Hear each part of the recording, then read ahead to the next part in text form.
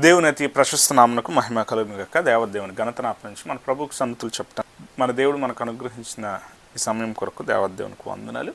పరిశుద్ధ లేఖన భాగంలో నుండి సెక్స్గిస్మ ఆదివారం కొరకు ఏర్పాటు చేయబడినటువంటి లేఖన భాగములు యెషయా గ్రంథం 55వ అధ్యాయం 10వ వచనం మొదలు 13 వరకు ఉన్నటువంటి లేఖన భాగము, తిమోతి పత్రిక 2వ తిమోతి పత్రిక 3వ అధ్యాయం 10వ వచనం మొదలు 4వ అధ్యాయం 5వ వచనం వరకు ఉన్నటువంటి లేఖన భాగము, సువార్త లేఖన భాగము మార్కు సువార్త 4వ అధ్యాయం 26వ వచనం మొదలు 32 వరకు ఉన్నటువంటి లేఖన భాగాలు నేటి లేఖన భాగాలుగా మనం గమనం చేస్తున్నాము.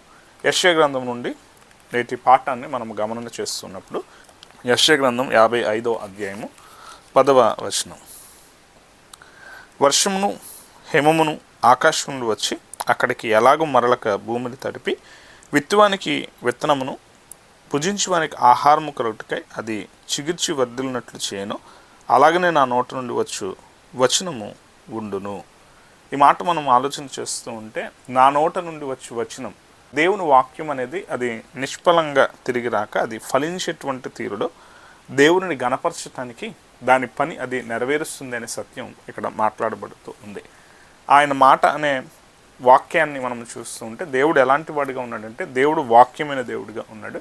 దేవుడు ఆయనంతటా ఆయనే వాక్కుగా ఉండి ఆయన మన చెంతకు వచ్చి మనలను మరల పురికొల్పుతూ బలపరుస్తూ సరిచేస్తూ సమాధానపరుస్తూ ఆయన మనలను ఎంతగానో సరిదిద్దేటువంటి విషయాలను ఆయనంతటా ఆయనే మనకు జరిగిస్తున్నటువంటి విధానం మనకు కనబడుతూ ఉంది.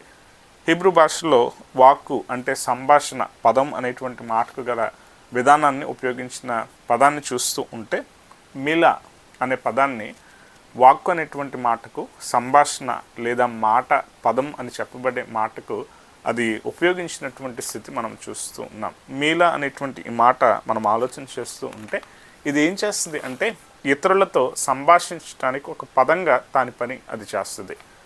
వాక్కు ఎలా అంటే, ఆదియందు వాక్యం ఉండెను, వాక్యము దేవుని యొద్ద ఉండెను, వాక్యం దేవుడై ఉండెను. యోహాను సువార్తలో 1వ అధ్యాయంలో 1వ వచనం మాట్లాడుతున్నటువంటి మాట అది ఎలా అంటే, ఆయనంతటా ఆయనే ఉన్నవాడిగా దేవుడు ఉన్నాడు.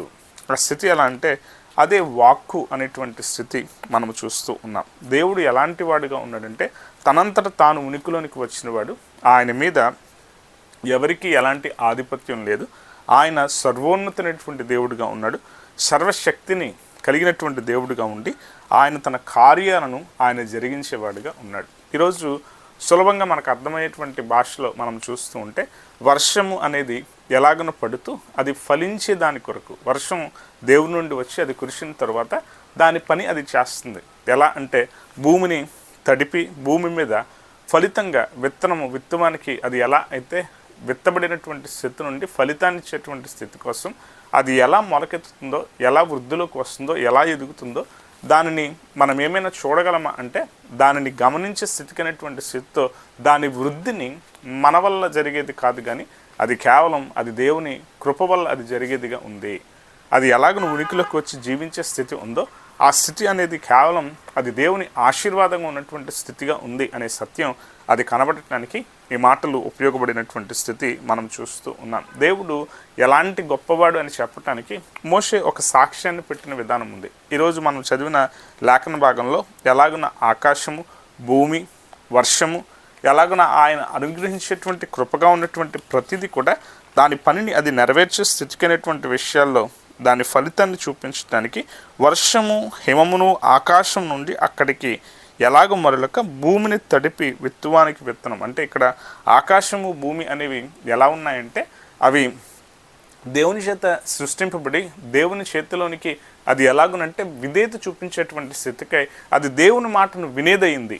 కానీ ఈరోజు మానవుని స్థితి ఎలా ఉందంటే, దేవుని మాటను అలక్ష్య పెట్టేటువంటి స్థితిలోనికి మానవుని పోకడ ఉంది. అయితే దేవుడు ఎంతగా తన కార్యాలను చేస్తూ ఆయన కృప ఇస్తూ ఉన్నాడు ఫలించే స్థితికి, భూమికి మరల తీర్పు తీర్చడానికి. కీర్తన గ్రంథం 98వ అధ్యాయం 8వ వచనాన్ని మనం గమనం చేస్తూ ఉంటే, భూమి ఎలా అంటే అది ఎలాగన్నా సంతోషించే స్థితికి, వృక్షాలు సంతోషించేటువంటి స్థితికి, దేవుడు ఆగమనం కూర్చున్నటువంటి స్థితిలో కూడా ఆనందపడేటువంటి స్థితికి. 8వ వచనం, ఆయన సన్నిధి నదులు చప్పట్లు కొట్టును గాక, కొండలు కూడి ఉత్సాహధ్వని చేయనుగాక. భూమి మీదకి తీర్పు తీర్చుటకై, నీతిని బట్టి లోకమునకు తీర్పు తీర్చుటకై, న్యాయమును బట్టి జనులను తీర్పు తీర్చుటకై యెహోవా వేంచేయుచున్నాడు. ఇదిగో దేవుడు వేంచేసేటువంటి సమయంలో భూమికి తీర్పు కలగబోతుంది. అయినా కూడా భూమి ఆనందిస్తూనే ఉంది. భూమికి ఏం జరగబోతుందంటే లోకంలో ఉన్నటువంటి లోకమును అంతటికీ కూడా తీర్పు జరగబోతుంది.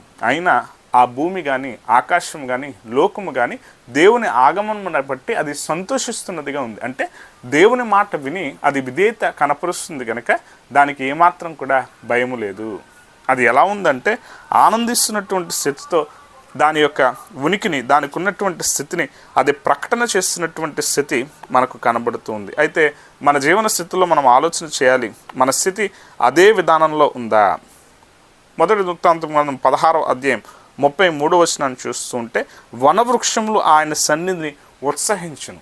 వన వృక్షములు ఆయన సన్నిధిని ఉత్సహించును. దేవుడు సృష్టించినటువంటి సృష్టి ఆయనను బట్టి ఆనందిస్తూ ఉంటే, ఆయన పోలికలో, ఆయన చేతి ద్వారా, ఆయన స్పర్శ ద్వారా, ఆయన ఊపిరి మనలోనికి ఊదిన తరువాత ఉనికిలోకి వచ్చినటువంటి మానవుడు మాత్రం తాను ఏం చేస్తున్నాడంటే, తాను ఎల్లప్పుడూ కూడా ఎప్పుడు కూడా విరోధిగానే ఉంటున్నటువంటి తీరులో, ఎలాగున కృప పొందుకున్న తర్వాత, ఆశీర్వాదం అనుభవించిన తర్వాత, మేలు అనుభవించిన తర్వాత, కీడు నుండి విడిపింపబడిన తర్వాత మరల పడిపోతూ, మరల ఆశలలో పడిపోతూ తాను ఏం చేస్తున్నాడంటే దేవునికి విరోధమైనటువంటి జీవితాన్ని జీవిస్తూ ఉన్నాడు. దీనిని దేవుడు ఎలా తెలియచేస్తున్నాడంటే, ఇదిగో మీ వాక్కు, ఏదైతే వాక్కుగా దేవుని నుండి వచ్చినటువంటి మాట ఉందో ఆ వాక్కు మీలో నిలిచి ఉంటే, అది మీ మాటగా దేవుని మాట ఉండే స్థితిలోనికి మీలో మార్పు తీసుకుని వస్తే మీరేమవుతారంటే, మీరు ఈ సృష్టి వలె ఆనందిస్తారు.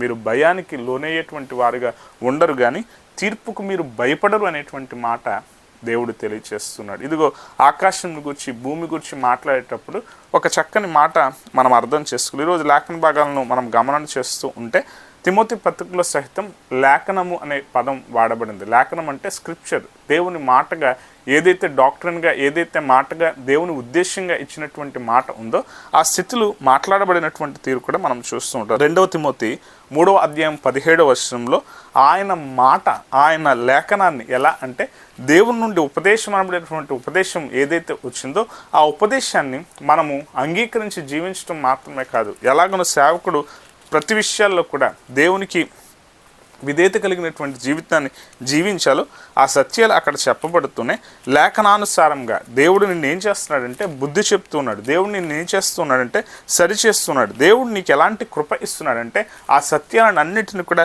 గ్రహిస్తూ నిన్ను నీవు దిద్దుకునేటువంటి విధానం నీవు చేయాలి అనేటువంటి సత్యం చెప్పబడుతుంది. 16-17 వచనాన్ని చూస్తూ ఉంటే, దైవజనుడు సన్నద్ధుడై ప్రతి సత్కార్యములను పూర్ణముగా సిద్ధపడి ఉండునట్లు దైవావేశం వలన కలిగిన ప్రతి లేఖనము ఉపదేశించుటకును, ఖండించుటకును, తప్పుదిద్దుటకును, నీతి యందు శిక్ష చేయుటకును ప్రయోజనకరమై ఉన్నది. లేఖనం అనేది ఏం చేస్తుందంటే, దేవుని మాట అనేది ఏం చేస్తుందంటే నిన్ను దిద్దుతూ ఉంది, నిన్ను ఖండిస్తూ ఉంది, నీ తప్పులు సరిచేస్తూ ఉంది. ఈరోజు దేవుని మాట దానిని అలాగే మనము స్వీకరిస్తూ ఉన్నామా? దేవుని మాటను అలాగే మనం అంగీకరించేటువంటి విషయాలు చేస్తున్నాం. అదే 4వ అధ్యాయంలోనికి వచ్చేటప్పటికి ఇక్కడ చాలా చక్కగా మాట్లాడబడుతున్నటువంటి విషయాలు. మీరు ఎలా ప్రవర్తించే స్థితిలోకి వస్తున్నారంటే, దేవుని లేఖనాన్ని ఉన్నట్టుగా అంగీకరించే కంటే, బుద్ధి కలిగి జీవించే దానికంటే మీ సొంత బోధకులను మీరు ఏర్పాటు చేసుకుని స్వకీయ దురాశల చేత మీరేమవుతున్నారంటే పాడైపోతున్న వారుగా ఉన్నారు. 3వ వచనం, ఎందుకనగా జనులు హితబోధను సహింపక దురచెవులు గలవారై తమ స్వకీయ దురాశలకు అనుకూలమైన బోధకులను తమ కొరకు పోగు చేసుకుని. మీకోసం మీరు ఎలాంటి బోధకులను పోగు చేసుకుంటున్నారంటే, దురద చెవులు కలిగి మీ స్వకీయ దురాశలకు ఎవరైతే అడ్డు చెప్పకుండా ఉంటారో, మీ ఇష్టం వచ్చినట్టు మీరు జీవించడానికి, మీ ఆశలు తీర్చుకోవటానికి, మీరు మీ ఇష్టారాజ్యంగా జీవించేటువంటి స్థితిలోనికి మీరు ఉండటానికి ఎవరైతే మిమ్మలను అలా విడిచిపెట్టేటువంటి వారుగా ఉంటారో వారినే ఎక్కువ మీరు ఇష్టపడతారు. ఈరోజు మన బ్రతుకుల్లో మన స్థితులు ఎలా ఉన్నాయంటే, దేవుని వాక్యం ఖండిస్తే ఒప్పుకోం, దేవుని వాక్యం బుద్ధి చెప్తే ఒప్పుకోం, దేవుని వాక్యం ఇదిగో అందరిలోనూ కూడా మీరు ఎలా జీవించే విధానంలో సత్యాన్ని కలిగి జీవించాలి, దేవుణ్ణి అంగీకరించినటువంటి బ్రతుకు ఉండాలి, తప్పులు విడిచిపెట్టాలి అంటే మనం ఒప్పుకోం. మనము మన ఇష్టం వచ్చినట్టు ఉండటానికి మనకు వీలున్న చోట మనం ఖచ్చితంగా మనము పరుగులు పెట్టేటువంటి వారంగా మనం ఉంటాం. ఈరోజు మన బ్రతుకుల్లో ఆ స్థితిలో మనం ఉంటే దేవుని వాక్యం బుద్ధి చెప్పేదిగా నిన్ను ఖండిస్తున్న వేళ దాన్ని అంగీకరించేటువంటి స్థితిలోనికి మన బ్రతుకు దిద్దుకోవటం అది చాలా అవసరమైనటువంటి సత్యాన్ని మనం జ్ఞాపకం చేసుకోవాలి. మోషే ముందే చాలా ఖచ్చితంగా ఈ విషయాలు చెప్పేటప్పుడు ఈ మాటలను ముందే అభివర్ణించాడు. ఇదిగో నేను బ్రతుకుంటుండగానే నేను మిమ్మల్ని నడిపిస్తున్నప్పుడు మీరు జరిగిస్తున్న విధానాన్ని మేము చూస్తూ ఉన్నాను, మీరు మున్ముందు కూడా పడిపోయేవారుగానే ఉంటారు. మోషే ఈ మాటలు మాట్లాడేటప్పుడు ద్వితీయోపదేశకాండం 32వ అధ్యాయం 2వ వచనంలో ఈ సత్యాలు మాట్లాడబడినటువంటి స్థితి మనం చూస్తూ ఉంటాం. మోషే ఏం చేస్తున్నాడంటే తాను ఇక చివరి విధానంలోనికి వచ్చేటప్పుడు తాను దేవుణ్ణి స్తుతిస్తూ ఒక పాట పాడుతూ ఉన్నాడు. దేవుణ్ణి గణపరుస్తూ ఇదిగో మీకు నేను ఆనబెట్టేవి ఏమిటి అంటే అని చెప్పి కొన్ని మాటలు తెలియజేస్తున్నాడు. మొదటి 2 వచనాలు, ఆకాశ మండలమా చెవియొగ్గుము, నేను మాటలాడుదును, భూమండలమా నా నోటి మాట వినుము. నా ఉపదేశము వానవలే కురియును, నా వాక్యము మంచు వలె లేతగడ్డి మీద పడు చినుకు వలెను, పచ్చిక మీద కురియు వర్షం వలె ఉండెను. ఇదిగో మోషే ఏం మాట్లాడుతున్నాడంటే పై వచనంలో 31వ అధ్యాయంలో చివరి భాగాన్ని చూసేటప్పుడు ఈ మాటలు ఇలా ప్రారంభించాడు. 28వ వచనం, నేను చనిపోయిన తరువాత మరి నిశ్చయముగా తిరుగుబాటు చేయదు కదా, మీ గోత్రములు పెద్దలనందరినీ మీ నాయకులను నా యొద్దకు పోగు చేయడి, ఆకాశము భూమిని వారి మీద సాక్షులుగా పెట్టి నేను ఈ మాటలు వారి వినికుడిలో చెప్పుదును. మోషే ఎప్పుడు ఈ మాటలు చెప్తూ ఉన్నాడంటే 27వ వచనం, నీ తిరుగుబాటును నీ మూర్ఖత్వమును నేను ఎరుగుదును, నేడు నేను ఇంకా సజీవుడినై మీతో ఉండగానే ఇదిగో మీరు యెహోవా మీద తిరుగుబాటు చేస్తారు. ఇదిగో మోషే ఏం చెప్తున్నాడంటే ఇదిగో నేను ఇంకా బ్రతికే ఉన్నాను, నేను ఎంతగా మిమ్మల్ని నడిపించే విధానంలో మీ యొక్క గతం, మీ ప్రస్తుతం, మీ భవిష్యత్తు కూడా నేను ఎరిగినట్టుగానే ఈ మాటలు నేను చెప్తూ ఉన్నాను. మీరు మీ గతంలో ఎలాంటి ఇబ్బందులు పడ్డారో, మిమ్మల్ని ఎలా విడిపించే విధానంలో దేవుడు కృప చూపించాడు, మిమ్మల్ని ఎలా దేవుడు నడిపించాడు అదంతా నాకు తెలుసు. అలాగున నేను సాక్ష్యంగా నేనున్న నాడే, నేను మిమ్మల్ని నడిపించే తీరులో నేనున్న నాడే, నా కళ్ళ ముందే, నేను ఇంకా చనిపోకముందే మీరేం చేస్తున్నారంటే యెహోవాకు తిరుగుబాటు చేసినటువంటి వారుగా ఉన్నారు. ఇక మరి నిశ్చయంగా తర్వాత కాలంలో నేను చనిపోయిన తర్వాత కూడా మీరేం చేస్తారంటే కొంచెంలో కొంచెం మన గతం ఈయనకి తెలుసు కదా అని కొంచెం మీరు భయపడినట్టుగా నా ముందు ఉంటే ఇక నేను లేనప్పుడు మీరు ఎలా ఉంటారో ఇంకా చెప్పాల్సిన అవసరం లేదు అని మోషే చెప్తున్నాడు అనమాట. కానీ సాక్ష్యం ఎవరో తెలుసా? ఆకాశము భూమే సాక్ష్యం.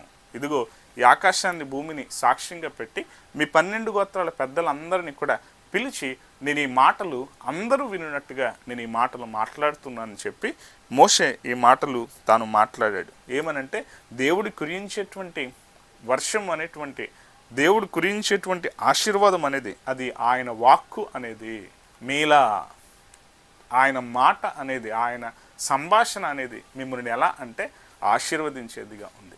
అలాంటి ఆశీర్వచన వాక్కును మీరు ఎలా అంటే దానికి లోనైనటువంటి విధానంలో మీరు ఉండగలిగినాడు మీరు ఆశీర్వాదం పొందుతారు.